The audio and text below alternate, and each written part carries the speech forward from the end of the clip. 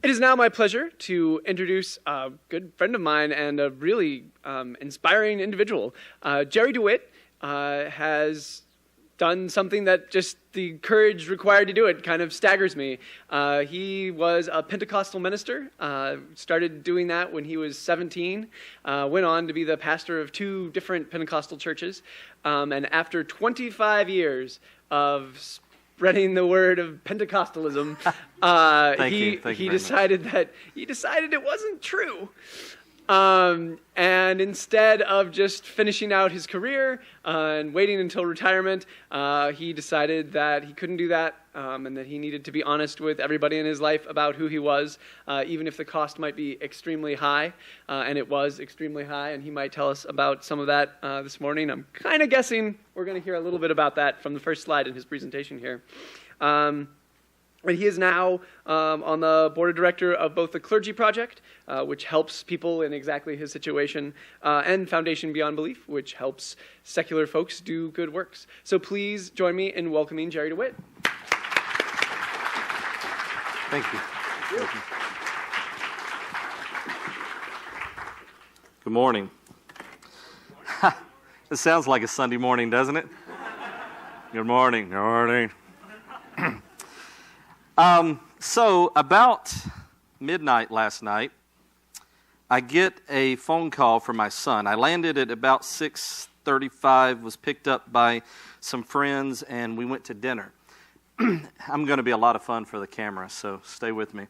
And so we went to dinner, and it was the company was made up of other ex-ministers, so it was a lot of fun.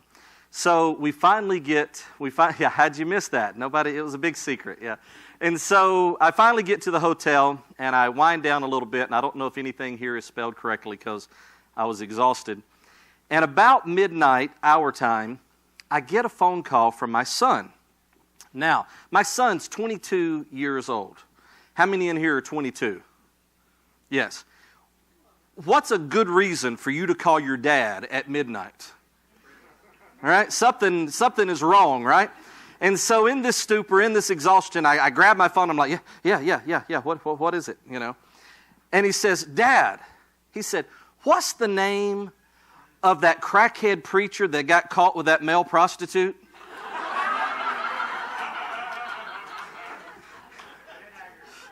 Yeah, and I couldn't remember it.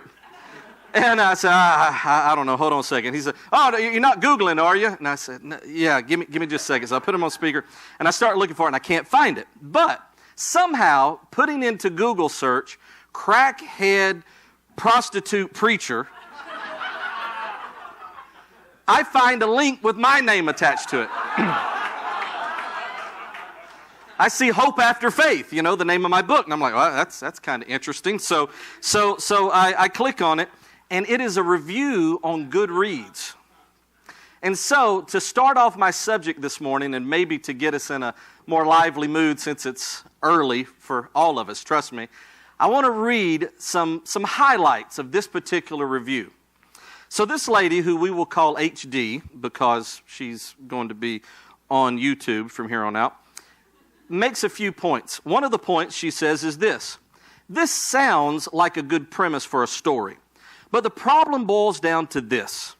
DeWitt's story is all about himself and his desire for correct doctrine. Yet his scope of searching is quite limited, even though he seems to reach vast conclusions about evangelical Christianity based on his experiences in these very limited denominations. He switches churches so many times I lost count. She goes on to say, she's very complimentary. She goes on to say, DeWitt's lack of scholarly training clearly shows in this oversight. Another point, emphasis on achieving the most fanatical devotion possible is a good example of how off DeWitt is in his short-sighted analysis and limited experience. DeWitt's experience is simply too limited for him to reach such far-reaching conclusions, yet reach them he does. She goes on to say, my dad went to cemetery. That's an old joke, I apologize. Went to seminary, So my childhood teachings alone seem to be broader than those of DeWitt during his preaching years. DeWitt flits from one doctrine to the next, throwing one mantle on to cast it off the second that something new comes along. The concept of religious education and something like seminary or pastor's college or something completely eludes him. And he is quite the bumbling fool, frankly. Is this book just another way to fuel his appetite and lust for esteem? DeWitt writes, I provided food and prayer to a steady stream of Katrina refugees into Quincy. She says, not we as in the church and that he was leading, but I. It's all Jerry. After going through various charismatic cults, DeWitt finally finds himself in atheism, where once again he fawns over the gurus, Dawkins and Hitchens. With the same puppy eyes, I'm glad she noticed that part, with the same puppy eyes that he once made for the Goodwinites and the Brownamites, I find it difficult not to roll my eyes a little as DeWitt's devoted atheism, simply because he's shown time and time again that the minute he finds something that he feels fits him, he'll throw in all his chips. And so she concludes with, it's a much longer and beautiful review than that. She concludes with, so, DeWitt, what's next? Now, to bring things back around for the fun of it, her review brought one comment. That one comment was this: this review does a damn fine job of convincing me that this book is terrible. And yet it makes me want to read it. Now, the reason that I would go through all of that and share that is because it so completely fits my subject this morning. In so many ways, she's right. And that may bother you in the beginning for me to admit those kind of things, but I'm no longer in a religion, thus I'm no longer in a position where I feel as if being on the stage means that I have to be elevated in my human experience above the people sitting in the audience, right? The only reason that any of us on this stage today will be elevated is so that you can see us. And for me, probably the more elevation, the better. But nevertheless, it's not because that there's some level of expertise necessarily. Sometimes there may be. But it's not because we're better humans or that we've been more successful in our development. That's not necessarily the case. In religion, that most definitely is the case. And that's not what we share. So that gives me the opportunity to be vulnerable with you. That gives me the opportunity to share with you what I think are my weaknesses that I'm trying to develop into strengths. So what I'm going to talk about today is not necessarily where I'm at, but where I'm trying to go. Can I get a Darwin? So, thank you very much. We'll get warmed up before it's over with. So I've got news for you if you don't already know it. As you begin to express your differences, i.e. your individuality, it will bring rejection into your life. I was trying to avoid this rejection at all cost. I appreciate whenever people give me beautiful introductions like was given this morning. I appreciate it when people come up and they tell me, you know, your story inspired me. You gave me the courage to do this or that. I obviously feed off of that as any human being would. But I want to be very, very, very clear. What has happened and the rejection that I have endured was rejection that I was trying to avoid. I was born a people pleaser. I enjoy pleasing people. Now, don't get me wrong, it has a price. And I don't enjoy the price that I've always paid for it. Matter of fact, I deeply resent a lot of the price that I've paid for pleasing other people. But pleasing people is natural for me. That is who I am. If somebody cuts me off in traffic or flips me off in traffic, I don't want to hunt them down and kill them. I want to become their best friend and maybe bake them a cake or wash their car, right? Even if it's a perfect stranger, I need that person to love me. I want that person to like me. It's just very odd and sick psychosis, I'm sure, but it is the reality of who I am. And so the rejection that I have received was the very thing that I was attempting to avoid. When I first began to truly truly understand where I was heading, I could see the dangers of that, the dangers of being public about my non-belief. When I really begin to allow this understanding of what all of this study had accumulated and had thus produced within my belief structure, when it really began to dawn on me what that was meaning and where that was taking me, I did not want to go there. I did not want to go there. I didn't stand up and post a billboard in my little town of 10,000 the moment that I realized I was an atheist. As a matter of fact, my strategy, as it became clear to me that I no longer believed, was not to commit identity suicide, which later did happen, but instead to commit identity starvation. My goal was that if I could quietly get out of the ministry, get into some other form of work, give it enough time over the period of years, if not maybe decades, which I was prepared to invest in, eventually people would no longer see me as the preacher. People would no longer consider me a minister. They would know me then for other things. And that was my strategy. That was the idea that I had in the very beginning, and it looked like for a few months that it was going to work. And so I as much as I appreciate the fanfare and the fandom that comes with this idea of this boldness, I want to always be honest with you, and I want you to understand that I'm no different than you are.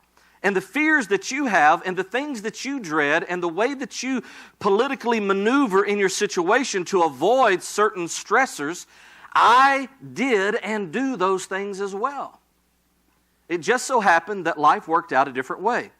And so after I attended, in secret, I actually lied to my boss at the time in order to get the time off to travel to Houston, Texas, to go to a free thought convention where I spent time with Dawkins and witnessed Hitchens' last public event. I lied about where I was going in order to get that time off because I was trying to commit identity starvation. I wanted to give it time. I wanted to just slowly fade into the background. If that's something that you think about, that's not an unreasonable thought. Don't feel as if, in order to be part of our movement, that you have to do what I did or what anyone else has done. Because the moment that you feel that pressure, let me tell you what that quacks like, sounds like, and walks like. Religion. It has to be about your individuality, your individual journey. It has to be about where your life will take you. You've heard many other people say it. You've probably even heard me say it. But your life, your experience is the one experience that the universe will ever have of you. It's not just your one chance to experience the universe. It's the universe's one chance to experience you, your uniqueness. And so, I'm not ashamed to say that I was trying to find an easier way out. So I go to the conference. Me and my son take a picture with Dawkins. I make all kind of great friends, even ex-preacher friends. I come home. I make a few adjustments to my Facebook page. If you know the story, you know that I've got a great aunt, actually my grandmother's cousin, who in the ripe old age of 84 loved Facebook and is Pentecostal, and quickly figured out that something was going wrong with little Jerry. And as any good Christian would, she begins to tell every freaking person on the planet so that they can pray for me. Right? Isn't that wonderful? If you ever want to tell a really good, juicy piece of gossip, say, now I'm just telling you this so you can help me pray about it because this is important. You know. But her ATM PIN number is actually 72. No. And so we were off to the races. And the idea that I had of identity starvation was no longer going to work. Now, we've got beautiful representatives from Freedom from Religion here. So Dan Barker calls me and asks me to be on a radio program at the same time that all this is going on. And I'm encouraged by it. I'm enthused. It sounds exciting, but at the same time, I'm frightened by it. Let me tell you, I was horrified by the idea. I was intimidated about being just being on a public radio show. Will I sound stupid? Will I make sense? Can I, articulate my ideas? I was intimidated the same way anyone else would be. But I was also really afraid that somebody in my world who mattered to me would hear it. And so, laying in bed the night before the interview was to be recorded, I had to accept something about myself that I had never been forced to accept before. And this is what's important about what we're doing and what we're saying. For the first time, I was looking at being on the outside. Right? Yeah, I stopped growing at some point. I don't know exactly what happened. Maybe my mama smoked too much. I don't know what the deal was. And that made me feel a little different, a little inadequate. But I was lower middle class and white. And so I'd never been on the outside of anything. I went to a school, my graduating class was 55. We were the inside of everything. I'd never been on the outside, and suddenly I was presented with the opportunity to publicly admit something about myself that was going to put me on the outside. And that experience of having to face that fear is the greatest experience that I've had in my life. No doubt it was challenging. I laid in that bed and I shook with tears. I wept. I was heartbroken at what was about to be lost and could never be retrieved. And that fear of what was going to be lost, it outweighed any of the positive possibilities that I could generate in my mind. All I could see was loss and devastation. But what I had to admit to myself in that moment, in that darkest hour, was the only reason that I would tell Dan Barker no to that interview was because I was afraid of rejection. That would be the only reason. It wouldn't be because I was ashamed. It wouldn't be because I thought maybe I was wrong. It wouldn't be for any other reason than fear of rejection. So I went ahead and I did the interview. Because in that darkest moment, I realized that I was putting everyone else's life ahead of my own. And that's really what rejection is all about. So let's talk about the benefits of rejection very quickly, because I want to leave time to take any of the questions you might have. Benefits of rejection. How can something like that even be true? I'm telling you, there are great benefits to rejection. The first thing that I discovered as I began to encounter massive rejection. First, the rejection started off in just our little town, people who I was connected to through Facebook. Then word began to spread. Before long, we were in the New York Times. We ended up in the New York Times twice.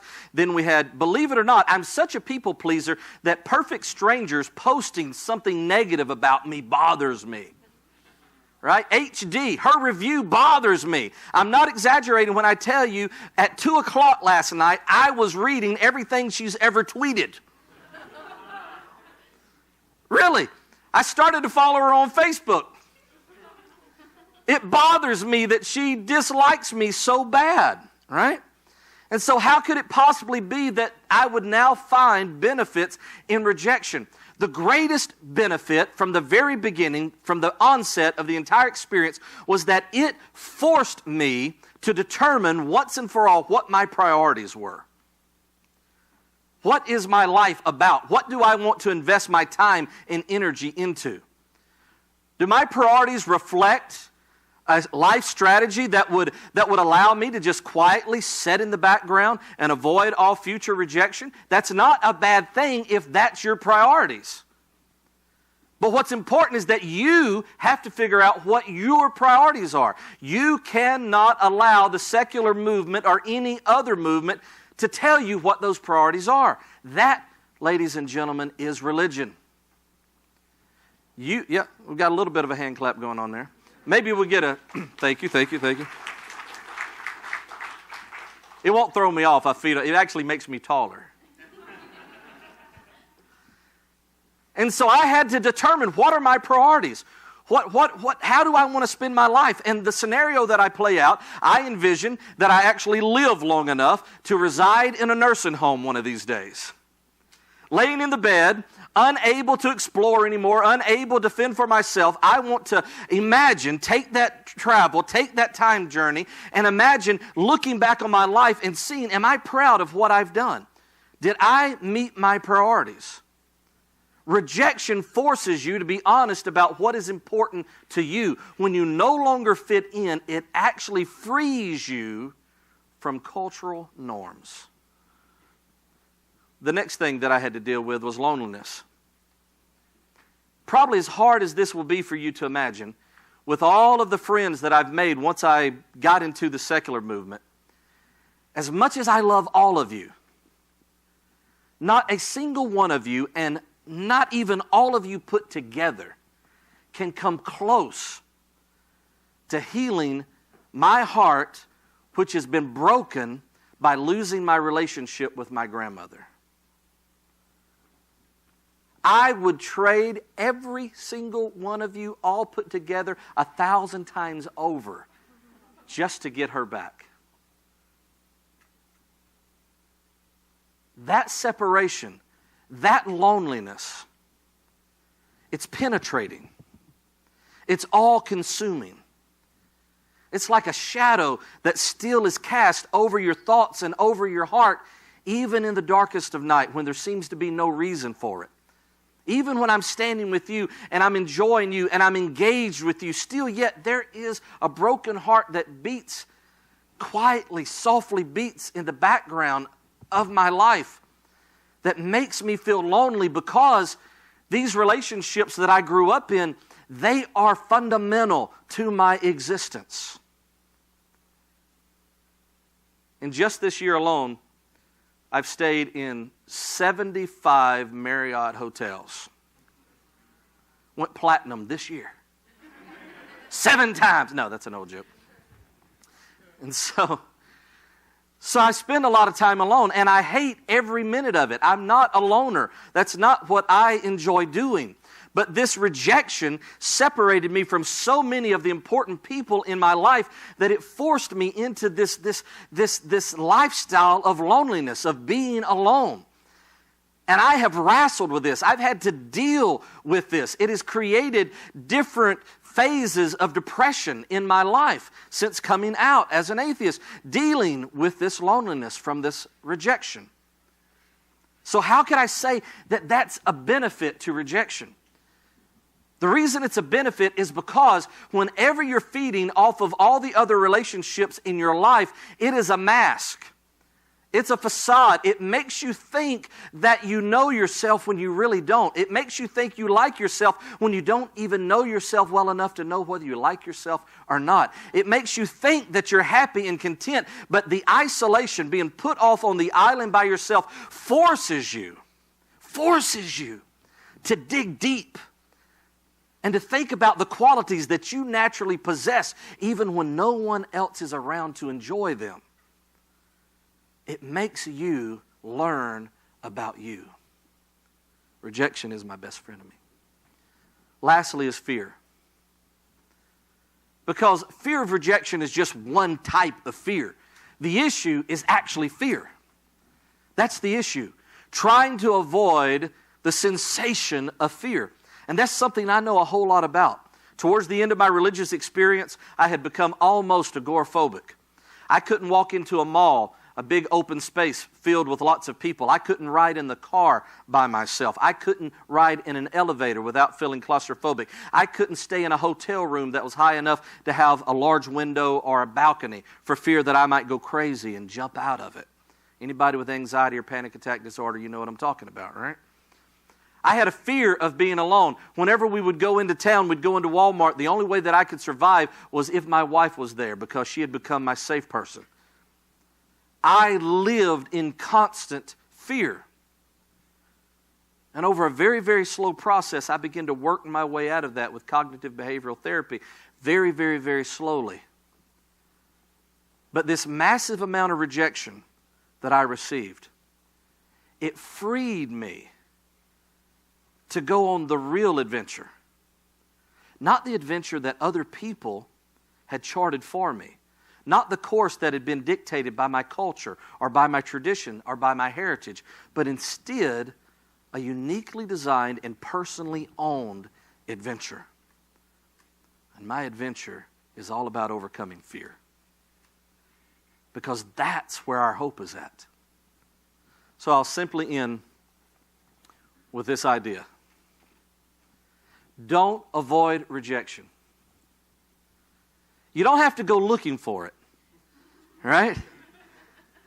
Because going and looking for it is actually this very twisted reverse psychology way of admitting to the rest of the world that you're still ate up in fear. You don't have to go look for it. You don't have to make a fuss over it. You don't have to post a sign about it and make those people reject you so that you can get it over with, right? Like ripping off a Band-Aid prematurely. You don't have to do that. Just be you. And by being yourself, undoubtedly you will experience a certain amount of fear from that uniqueness, because it is the uniqueness that culture/religion hates so desperately. So once you begin to express your uniqueness, rejection's going to come. But don't run from it, embrace it, and start your own adventure. And as you go through this adventure, as you live out the experience of being you, the real you, I would ask you to do 3 simple things. Number 1, profit from your past. Your heritage, your experience, your tradition, the family that you grew up in. These are the treasures that sit within the safety deposit box of your past. Profit from them. Use that. Write your story. Tell your story. Share your story. No matter how similar in general it may sound to someone else's, it's still unique to you. And because you are the only you that the universe has ever produced, your story is still unique and valuable. Profit from your past. Second, participate in your present. All of the goals that you have of being wealthy, of becoming the President of the United States, marrying a supermodel, whatever that is, whenever you get there, you're still going to be right here. You're still going to be in this moment. And the greatest trick of all in life is learning how to participate in the present. Profit from your past, participate in your present, and free your future from all fears. Thank you.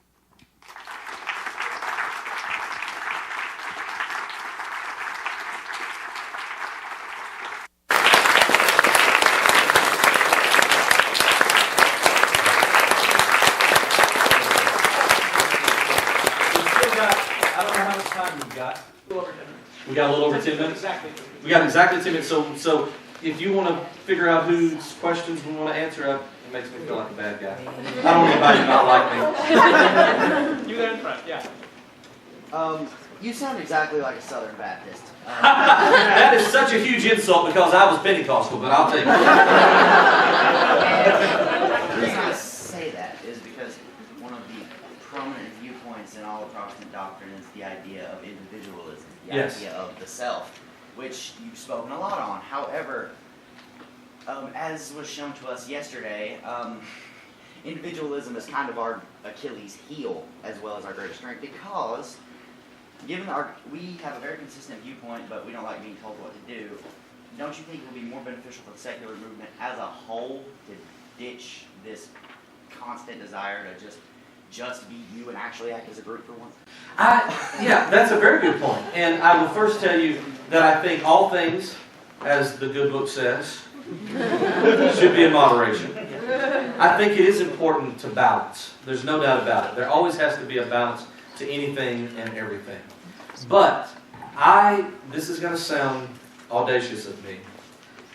I am less concerned about what the secular movement does as I am about individuals and their individual lives. Because the secular movement is the byproduct of reality, and that reality is not going to change, right? There is no evidence. There will never be any evidence because there never has been any evidence. And so honestly, I speak the way I speak because my concerns are not so much about shaping the direction of the secular movement as just trying to, quote unquote, minister to individuals. But I definitely agree with your larger point. I do. Thank you for that. Hi, Vlad Sapolsky. I'm the co-founder and chief insights officer of Intentional Insights, which is an organization devoted to helping promote rational thinking through tying it to people's self-interest and therefore subtly promoting the secularization of society. So, and I have something related to that and related to your point. Now you say, and I really appreciate your focus on the unique journey of individuals. And you talk about the lack of evidence and how people live their lives. But based on recent psychological and cognitive neuroscience findings, there are actually strategies about how all of our brains work that really benefit us to think about. And one of these strategies is called pre-commitment. So knowing that you want to get somewhere in the long term, you can intentionally choose, and this is one of the strategies we talk about, how to cut off your current paths and put yourself on a certain path, knowing that you will reach that goal. And this fear and loneliness that you experience, there is a certain emotional tendency to know that, oh, I'm scared of this big fear and loneliness. But if you go toward that long-term goal, and you know intentionally, based on the psychological research, that that's where you will reach, and that is where you will find your purpose and individual meaning, you don't have to just go on your unique experience.